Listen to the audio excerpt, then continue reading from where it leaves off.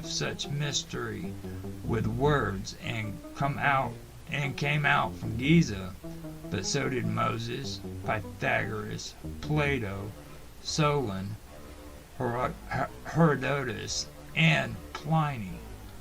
To this day, these men contributed to society in the way we think. There are questions concerning time that is unaccounted for in Jesus' life. It is said that in order to educate a largely ignorant and illiterate populace, it is best to simplify concepts. To the degree where these people can grasp those concepts, of course, by doing that, some believe that the Bible only teaches the outer teachings of Jesus. These actions in turn resulted in decimation, degradation, despotism, and superstition. The teachings, to some, are aimed at people who hear and hears not, sees but sees not. The inner teachings, though, are thought to be in greater amount, so much that every book written could not contain the amount that Jesus taught. It consisted of a working system of knowledge with experiences that could not even be achieved. Researching this subject to the best of my ability, though, this is what I learned. The teachings of Jesus were never written down by Jesus himself. Not one piece of literature was written in Hebrew, his native tongue. The first Christian Bible was written in Greek and was horribly written as well. When it was translated into Latin, the writings were even worse. Not one stitch of evidence proves that Jesus ever wrote anything. The case is the same with Socrates, Pythagoras, and even Plato, for that matter. John's books were the first attempt at connecting Christianity with Jesus. Years later, it was determined that John, who wrote the passages in the Bible, was not the disciple. Earlier I mentioned that Christianity was broken up into factions. This is where that plays a role in the story. Many different people believe in Jesus, having their own ideologies and all separate from what other factions or ideologies were. As time went by, these factions fought over who worshiped Jesus properly. Either the smaller factions eventually joined bigger factions, or they simply died off. While this was going on, Christianity wasn't even a word. Rome converted to Christianity, who gathered all of the Christian scholars together and wrote the first Christian canon. A few of the original books were taken out as time passed, but this was definitely the first canon. When finished, Rome made it law that any books that were not added to the canon were to be considered heretic and illegal, a word that would go down in infamy for centuries to come, because the penalty for owning any of these books was death. Out of fear that they would be put to death as a heretic worshiper, they hid these books that weren't included in the canon. Greek and Roman philosophers were forced to convert from pagan beliefs to Christianity or be put to death also. Alexandria was almost burned to the ground, while scholars such as Hypatia were dismembered, burned at the stake, and put to death in the streets. Ancient Egyptian temples were deserted or destroyed, replacing pagan symbols with Christian symbols instead. The writer John mentioned in the New Testament of the Bible himself was also exiled to a remote island. Constantine still used his passages in the canon, though. Oddly enough, the story takes a dramatic turn again. After Christianity became Rome's chosen religion, Constantine began to slowly favor Gnostic beliefs.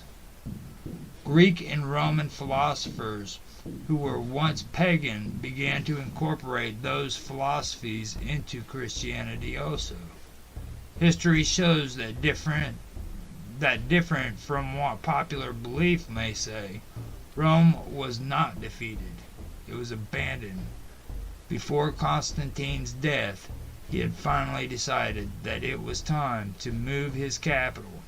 He abandoned Rome, resettling in his new capital, Constantinople. I do concede to the idea that Greek philosophers obtained their ideas from Egypt, though. I also know that in order for any scholar to obtain a true education during that era, he had to travel to Egypt. Greek and Roman philosophy became the standard, and Egypt was forgotten, though it seemed. Methods of teaching through mystery schools are seen in Greek, though Egypt was now teaching mysteries to its people openly during the New Kingdom era. Mystery schools could have survived in Egypt, or the history of them could have been taught still. That we will never truly know.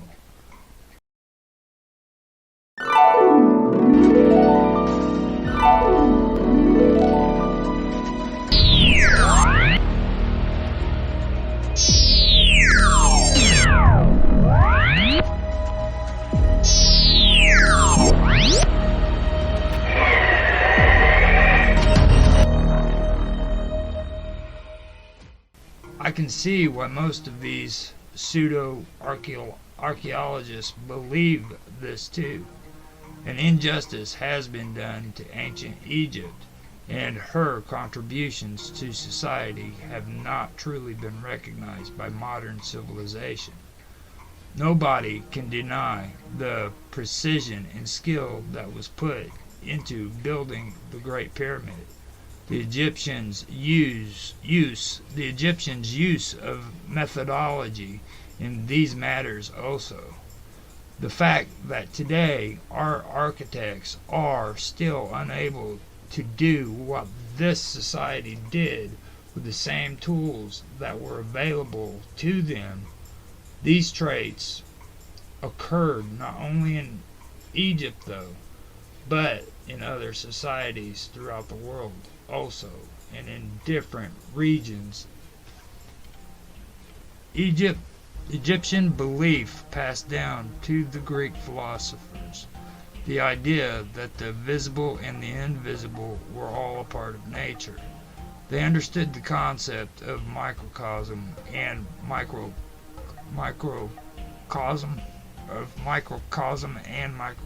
as well, or macrocosm.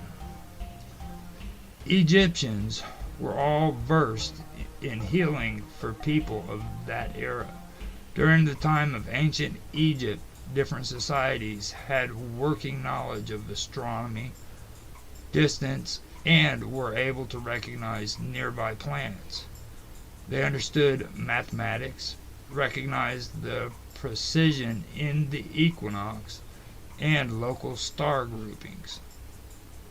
A few individuals even knew that our world was in an ever-turning order of cycles. Yet we have been fooled into believing the idea that all people from the past thought that the world was flat. Such nonsense needs to be stricken from our minds. None of what I have said even deals with what the Jews or civilizations in the Orient and America knew. That is because this subject covers so many areas, and it would take more time than what I wish to spend with writing I am not saying that I won't write about it, but I will write about it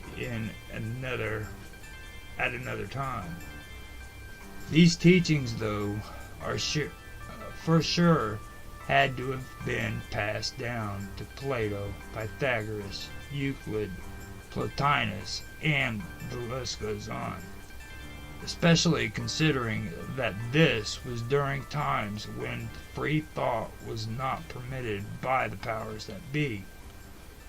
I can say that the mystery schools of Egypt were connected to the Greeks and Roman schools. Or I can't say that the mystery schools of Egypt were connected to the Greek and Roman schools. Nor can I say they were connected to Hermetic groups during the Dark Ages and into the Renaissance era. I can say that the information had to have been passed down from one source to another, though. By any accounts, the effects of the mystery schools from Egypt, Greece, and Rome can still be heard. Stories, conspiracies, folklore, and legends that have been passed down through time. Isis and Osiris became mysteries with connections to the Old Testament, Torah, Jesuit priests, and the Catholic Church. Pillars represented a family's bloodline, and they were favored by God Himself. A holy stone that traveled throughout the world only to rest under the royal throne, sat on by kings and queens while they were being crowned and taking their rightful places as rulers. A temple that inspired stories about its architect murdered for the secrets that were given to him. The king that built that same temple, who gathered immense power from demons and wielded it at will against evil. Grading systems that were used by Hermetic groups and still used today in order to grade our children. Ceremonies for the graduates who finish their education using ritual and speeches in celebration.